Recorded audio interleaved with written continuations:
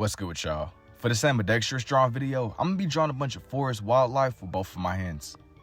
Leaning heavily into that more natural aspect of everything, I started this one off with a beaver first. And I got this idea whenever I was drawing on live because I had been talking about some of the places where I would originally walk my dog. I would take him walking by this river that's close to where we live at. And we would just see these beavers just coming in and out of the river, and it was just crazy to see. Almost on some National Geographic stuff. It reminds you to be a little bit more mindful whenever you're outside and just you seeing nature up close. So keeping up the nature feel that I started with, I ended up finding this picture of a bear that I liked, and I liked it because you could really see the volume in his fur. I did my best to capture that same feel whenever I was drawing it out, and I tried to make his face seem as if it was 3D. That way it didn't look like it was weirdly flat or something. But the next thing I jumped to drawing out was actually a raccoon.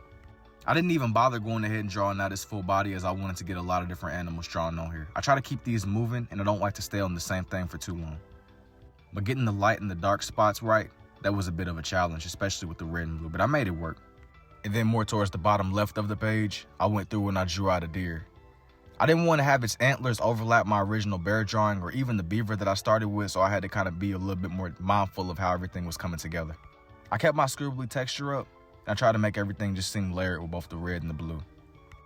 I ended up drawing out an owl too, as some of y'all joked I have an owl quota that I gotta hit every time I draw on live. At this point, it's definitely more of a tradition, but I figured that since I was doing the woods and the forest, I couldn't not draw an owl.